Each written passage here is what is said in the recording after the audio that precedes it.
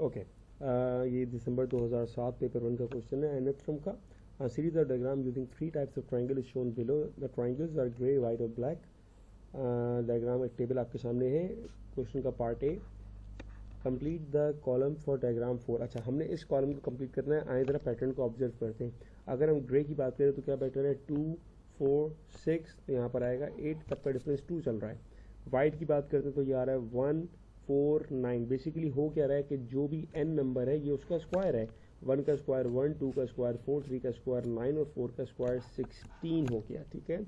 और अगर black triangle की बात करें तो 0 2, डिफरेंस कितना आया 2 का, 2 6, डिफरेंस कितना आया 4 का. इसका मतलब अब डिफरेंस आएगा 6 का, तो 6 + 6 12. तो ये हमारे पास पहले पार्ट का आंसर. इसमें हमने कॉलम 4 जो है वो कंप्लीट कर लिया. पार्ट बी में x y और z की nth टर्म फाइंड करनी है. पहले हम बात करते हैं x की. अगर हम नंबर देखें x के तो ये आ रहा है 2 4 6 8. याद रखिएगा जब भी nth टर्म निकालना हो पहले आपने हमेशा डिफरेंस निकालना है. डिफरेंस यहाँ पर क्या आ रहा है हमारे पास 2, 4 - 2, 6 - 4 और 8 - 6. डिफरेंस 2 आ रहा है, कॉन्स्टेंट है. पहली टर्म हमारे पास 2 है. फॉर्मूला अप्लाई किया हमने, a + n - 1d. Value put करी हमने, a की वैल्यू 2 आ गई. 2 + n - 1, डिफरेंस भी हमारे पास 2 है, तो 2 + 2n - 2, तो सिंपल हमारे पास आंसर आ गया 2n. तो ये हमारे पास x का nth टर्म आ गया. y की बात करते हैं. y में क्या हो रहा है, हर नंबर का स्क्वायर हो रहा है, तो y is basically what, n square. ये हमारे पास y की nth टर्म आ जाएगी. z के लिए जरा पहले रिलेशन बिल्डअप करना पड़ेगा आपको.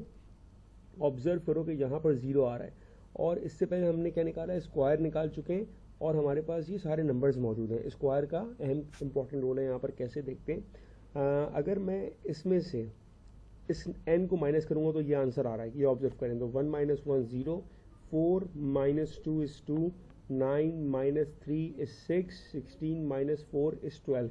तो बेसिकली हमारी nth टर्म क्या बन रही है कि जो भी स्क्वायर है वो उसमें से जो टर्म ले रहे हैं वो माइनस कर दें. n square - n. एग्जाम्पल अगर मैं कहूँ कि यार 5 कॉलम क्या हो जाएगा, तो ये आएगा 5 स्क्वायर - 5. ये इसका आंसर हो जाएगा. ये जून 2007 पेपर 2 का क्वेश्चन है. Question number 3. The nth term of a sequence is n³ + 2. The first 4 terms are 3, 10, 29 and 66. पहले पार्ट में find the fifth term. Fifth term का मतलब ये हो गया कि n की वैल्यू आ गई हमारे पास 5. सीक्वेंस उसने दी हुई हमें कि n³ + 2, तो ये आ जाएगा 5³ is 125, 125 + 2 is 127. ये हमारे पास पार्ट 1 का आंसर. पार्ट 2 में एक और सीक्वेंस आ गई जिसमें हमारे पास एलिमेंट्स हैं 4, 12, 32, 70. By comparing S and T write down. जब भी दो अपना सीक्वेंस आ जाएँ हमेशा उनके बीच में रिलेशन बिल्डअप करते हैं. तो हमारे पास जो पहली सीक्वेंस थी उसके नंबर से 3, 10, 29, 66 एंड 127. और जो नेक्स्ट सीक्वेंस दी है उसने उसके एलिमेंट्स हैं हमारे पास 4, 12, 32, 70. सही. अब आते हैं रिलेशन के ऊपर. 3 और 4 का 3 + 1 हो गया. ठीक है. 10 के साथ 10 + 2, 29 + 3, 66 + 4. इसका मतलब 127 होगा +5 के साथ. तो 127 + 5 is 132. ये आ गया हमारे पास फिफ्थ टर्म. पार्ट बी में हमें nth टर्म निकालना है. किसका, हमने t का निकालना है. ठीक है ना. अब यहाँ पर अगर हम डिफरेंस में जाएंगे तो डिफरेंस हमें कांस्टेंट नहीं मिल रहा, लेकिन याद रखें जब भी दो सीक्वेंस गिवन होगा तो उनके बीच का रिलेशन ही आपको nth टर्म दे देगा. अब जो सीक्वेंस हमारे पास ये s वाली है 3, 10, 29 वाली, इसका जो nth टर्म है वो है हमारे पास n³ + 2. ठीक है. और हमें फाइंड करना है nth टर्म ऑफ t के लिए. हमने रिलेशन बिल्डअप कर लिया है कि जो उसमें डिफरेंस आ रहा है, अगर पहली टर्म है तो डिफरेंस 1 का है, अगर सेकंड टर्म है डिफरेंस 2 का है, थर्ड टर्म डिफरेंस 3 का है, चौथी टर्म है तो डिफरेंस 4 का है. इसका मतलब ये हुआ कि अगर nth टर्म होगी तो डिफरेंस हमारे पास n का होगा. तो जो हमारे पास t की nth टर्म होगी वो होगी n³ + 2 और इसमें +n हो जाएगा. ये इसका आंसर है. ये दिसंबर 2008 पेपर 2 का क्वेश्चन है. टॉपिक nth टर्म चल रहा है. Each diagram in the sequence below consist of a number of dots. Dots हैं. डायग्राम नंबर दिया हुआ है, नंबर ऑफ डॉट्स बताएं T1, T2 से. Right down the value of p. Value of p के लिए पहले हमें निकालना है कि यार डिफरेंस क्या आ रहा है. तो 1 और 5 का डिफरेंस 4, 5 और 11 का डिफरेंस 6. अगर पहला डिफरेंस 4 है फिर डिफरेंस 6 है, इसका मतलब डिफरेंस जो है वो इवन नंबर में चले। तो अब जो डिफरेंस आएगा वो आएगा 8 का। 11 प्लस 8 तो p की वैल्यू आ गई 19, और 8 के बाद जो डिफरेंस आएगा वो आएगा 10 का। तो 19 प्लस 10, तो q का आंसर आ गया हमारे पास 29। ये आ गया p और q का आंसर। नेक्स्ट पार्ट, एक और सीक्वेंस आ गई। यहाँ भी आपको n और Sn का पता है। Right down the value of j। तो पहला काम है ऑब्जर्व करना।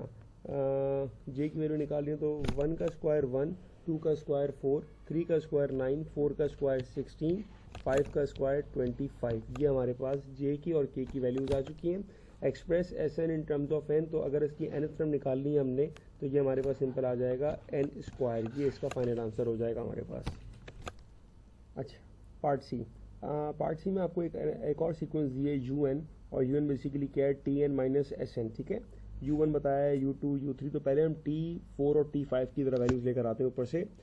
तो t4 की वैल्यू हमारे पास आई थी 19 और t5 की 29। ठीक है, तो t4 की 19 और t5 की 29, ये हमारे पास दो वैल्यू तुम निकाल चुके थे पहले। और अगर हम S4 को देखें तो S4 हमारे पास 16 है और S5 हमारे पास 25 है। अब जो उन्होंने फार्मूला दिया है उसी फार्मूले को हम यूज़ करते हैं कि UN अगर हमें निकालना है U4, तो U4 हमारे पास क्या हो जाएगा, ये आ जाएगा T4 माइनस S4। ठीक है, T4 19, S4 16, फाइनल आंसर हमारे पास 3 आ जाएगा।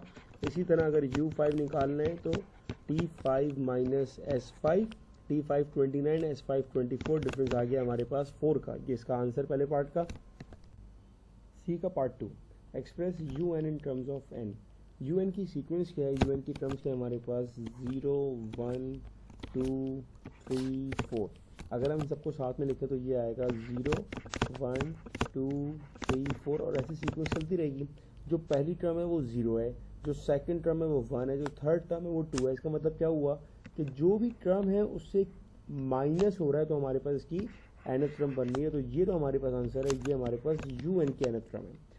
Part 3, hence using your expression for Sn found in B3 express Tn in terms of n। अच्छा, अब हमने Tn की nth टर्म फाइंड करनी है। Tn के हमारे पास नंबर्स क्या थे, ये हमारे पास Tn है। ये सारा काम मैं अब रेड पेन से कर रहा हूँ। तो Tn की हमारे पास जो सीक्वेंस है वो है हमारे पास 1 5 11 19 और 29। ठीक है, और जो हमारे पास Sn है, Sn की सीक्वेंस जो हमारे पास है वो है 1 4 9 16 और 25। अब इन दोनों में रिलेशन हमें बिल्ड करना है। जो Sn की सीक्वेंस है हमारे पास, जो हम फाइंड आउट कर चुके हैं, ये तो हमारे पास है n स्क्वायर, ये हम निकाल चुके हैं। ठीक है ना, तो n स्क्वायर तो है। अब अगर यहाँ पर हम देखें, यहाँ पर अगर 4 है तो हमें चाहिए 5, अगर यहाँ पर 9 है तो हमें चाहिए 11। लेट सपोज मैं कहता हूँ कि यार हमारे पास है n स्क्वायर प्लस n। अगर हमारे पास n की वैल्यू 2 है तो हम कहते हैं 2 का स्क्वायर 4, 4 प्लस 2, आंसर आ रहा है 6। जबकि आंसर आना क्या चाहिए, आंसर आना चाहिए हमारे पास 5। तो अब हमने क्या करना है, हमने ये देखा कि हमारा जो डिफरेंस है वो एक का डिफरेंस है।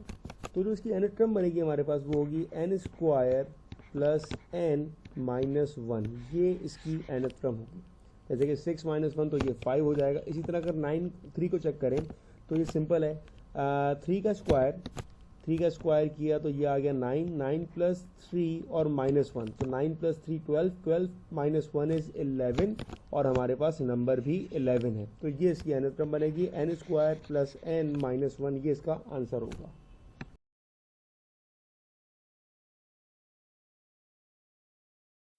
दिसंबर 2009 P1 का क्वेश्चन है ये। ठीक है, डायग्राम आपके सामने है।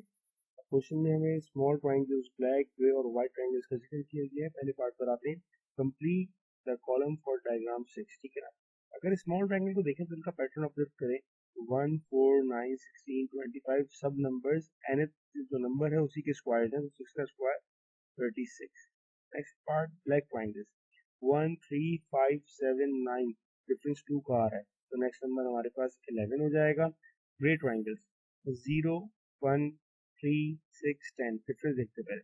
0 1 का डिफरेंस 1 हो गया, 1 3 का डिफरेंस 2 हो गया, 3 6 का डिफरेंस 3 हो गया, 6 10 का डिफरेंस 4 हो गया, मतलब अब जो डिफरेंस आएगा वो 5 का होगा, दैट मीन्स नेक्स्ट नंबर हमारे पास आ जाएगा 15।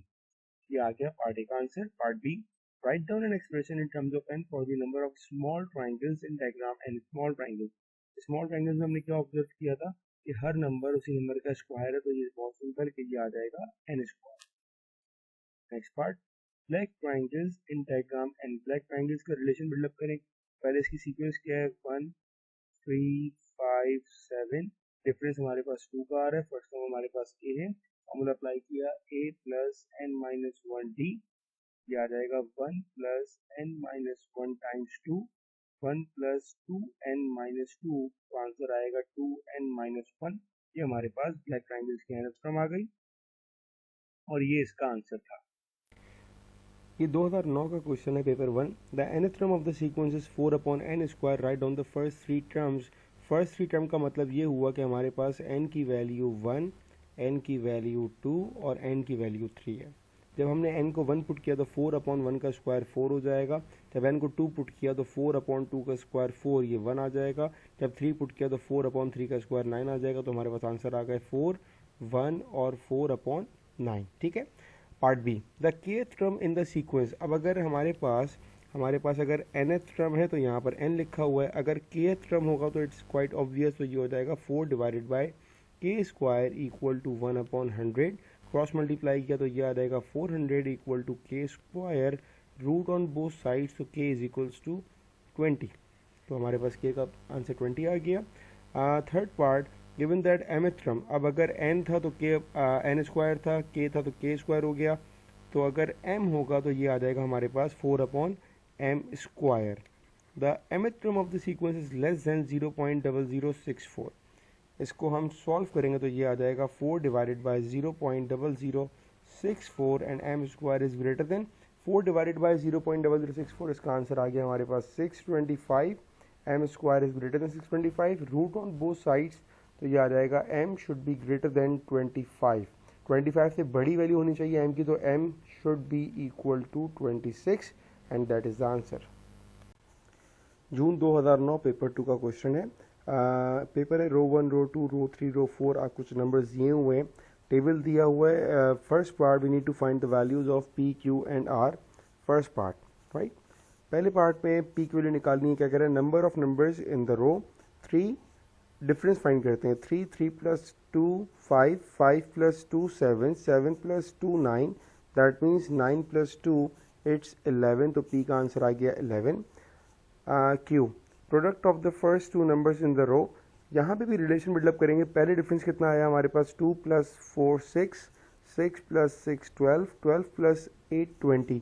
डिफरेंस हमारे पास 2 2 का चल रहा है, 4 6 8। अब डिफरेंस कितना आएगा हमारे पास, 10 का आ जाएगा। तो 20 प्लस 10 इज 30, तो q की वैल्यू 30 आ गई। Sum of all the numbers in the row 4 12 24 40। अच्छा, अब डिफरेंस कितना आ रहा है हमारे पास, पहले डिफरेंस आया 8 का, 12 24 डिफरेंस आ गया 12 का, 24 40 डिफरेंस आ गया 16 का।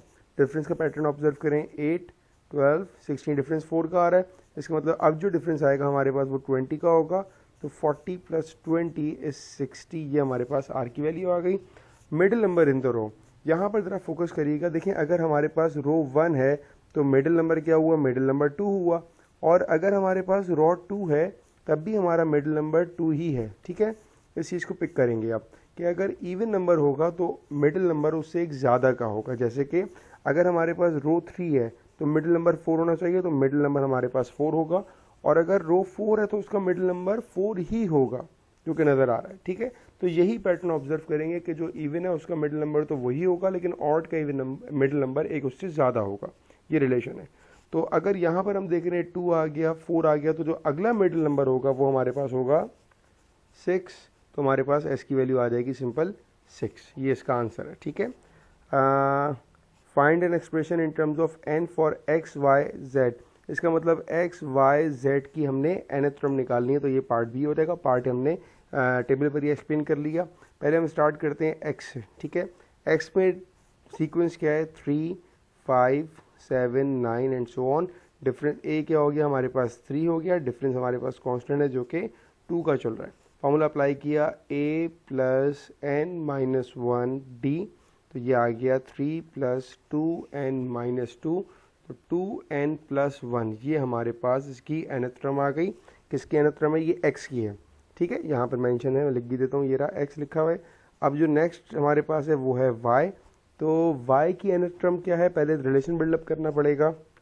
अगर हम फोकस करें नंबर्स को, अभी हम निकाल लें y का, तो हम फोकस करेंगे अभी इन नंबर्स को और y के नंबर्स को, ठीक है ना। थोड़ा रिलेशन बिल्डअप करते हैं।